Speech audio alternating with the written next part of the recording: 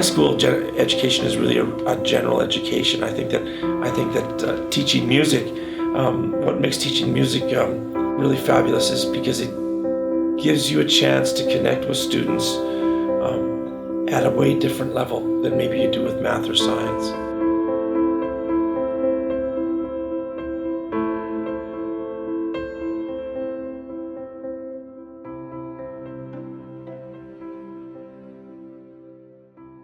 You know, that's funny. When I came out of high school, I thought I wanted to be a music teacher. I was convinced that's what I was going to do, and so I went to university here at Regina for 2 years, and then my wife and I got married, and I went to Saskatoon for a year. And after that year, I kind of went, I'm not sure this is what I want to do, so I dropped out of school. I bounced around doing some other things. It's interesting, one of the jobs I did, I was an activity director at a nursing home, and one of the very first things I did was start a choir with like 70 and 80-year-old women, it was the first thing I did. It was like, okay, but I didn't see that obvious clue. So when we moved back, we were in Saskatoon. When we moved back to Lumsden, I decided to go back to school to finish my degree because a partial degree is just nothing on a resume anymore. So I went back and then fell in love with it. Can I have 85? Can I have everybody except all those in center? 1, 2, 85. 2, 1, 2, 3, 4. 1,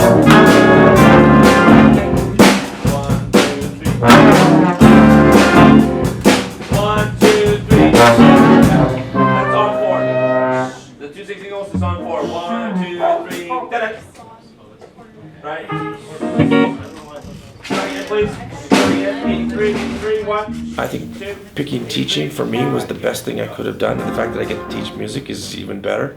One of my administrators said one time, and I really believe this to be true, that our job is to raise really high quality human beings, people that can contribute to society, and I think teaching music is one way we can do that.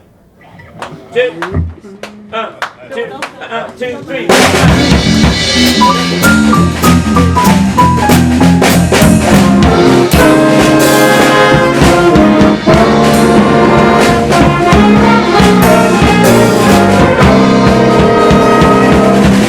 Funny story. My brother had a tape recorder in the days and was just this little tape recorder. He'd record songs off the radio so he could play them back.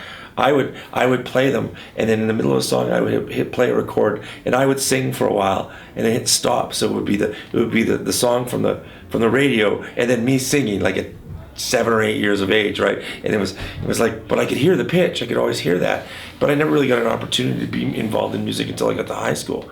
And a friend of mine, we were at Campbell Collegiate, and we had to take this music class, and we were going to play a band instrument. And my friend said, "Well, come play trombone with me." And I said, "Sure." "What's a trombone?" I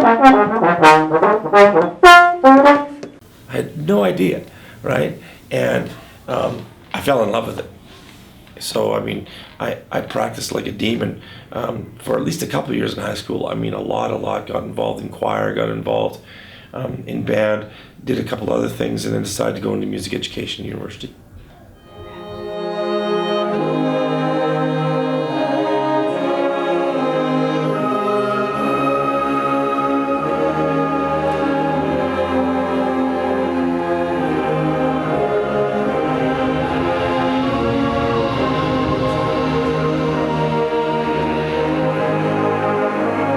Would I like for my students to continue with music? Sure I would, but most don't.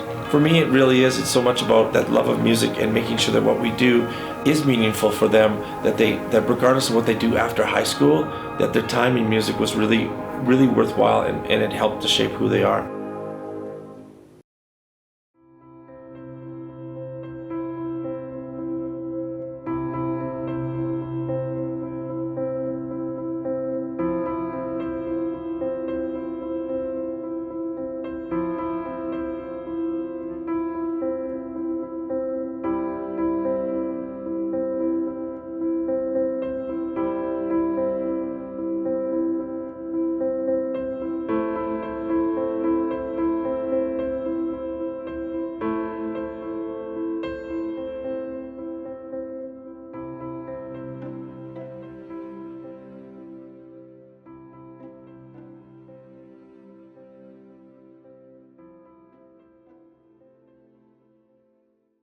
Okay, so there's this world famous conductor, and he's well known for his interpretation of musicality, but he's also well known for his really, really terrible temper. And so one day he finally loses his temper and he kills the concert master.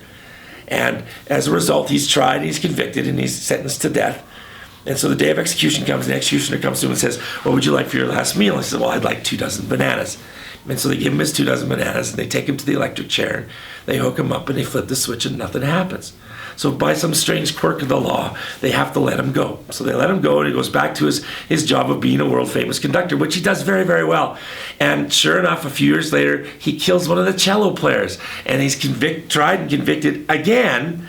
And this time the executioner, he remembers this guy, so he says, "What would you like for your last meal?" Of course, it's 24 bananas, and then this time he's ready. So he gets all this extra power from the town, so much so that the town blacks out, and it's all the power's going to this electric chair. So they bring him in and they strap him in, and they flip the switch, and nothing happens. And so the executioner says, I know I have to let you go, but I need you to explain to me, what does it have to do with the 24 bananas and the electric chair not working? And the conductor says, "It has nothing to do with the bananas. I'm just a bad conductor."